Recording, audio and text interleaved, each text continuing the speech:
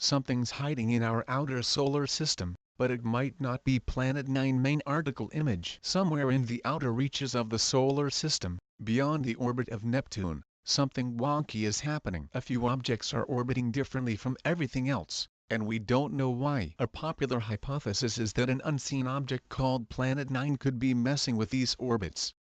Astronomers are avidly searching for this planet. But earlier this year physicists came up with an alternative explanation they think is more plausible. Instead of one big object, the orbital wobblies could be caused by the combined gravitational force of a number of smaller Kuiper Belt or trans-Neptunian objects (TNOs). That's according to astrophysicists Antonik Safilian of the University of Cambridge in the UK and Jihad Touma of the American University of Beirut in Lebanon. If it sounds familiar, that's because Safilian and Touma are not the first to think of this idea, but their calculations are the first to explain significant features of the strange orbits of these objects, while taking into account the other 8 planets in the solar system. A hypothesis for Planet 9 was first announced in a 2016 study. Astronomers studying a dwarf planet in the Kuiper Belt noticed that several TNOs were detached from the strong gravitational influence of the solar system's gas giants, and headward looping orbits that were different from the rest of the Kuiper Belt. But the orbits of these 6 objects were also clustered together in a way that didn't appear random.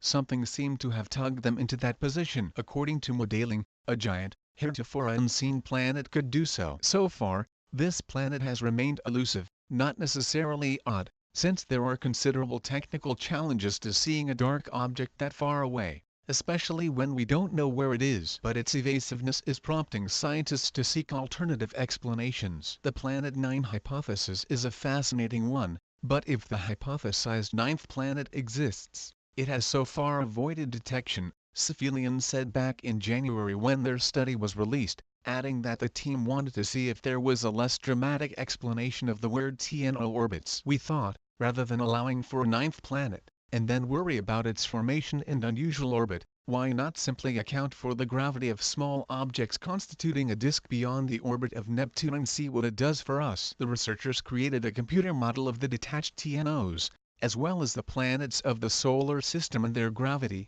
and a huge disk of debris past Neptune's orbit. By applying tweaks to elements such as the mass, eccentricity and orientation of the disk, the researchers were able to recreate the clustered looping orbits of the detached TNOs. If you remove Planet 9 from the model, and instead allow for lots of small objects scattered across a wide area, collective attractions between those objects could just as easily account for the eccentric orbits we see in some TNOs, Safilian said. This solves a problem that scientists from the University of Colorado Boulder had when they first floated the collective gravity hypothesis last year. Although their calculations were able to account for the gravitational effect on the detached TNOs, they couldn't explain why their orbits were all tilting the same way. And there's still another problem with both models. In order to produce the observed effect, the Kuiper Belt needs a collective gravity of at least a few Earth masses. Current estimates, however, put the mass of the Kuiper Belt at just 4 to 10% of Earth's mass. But,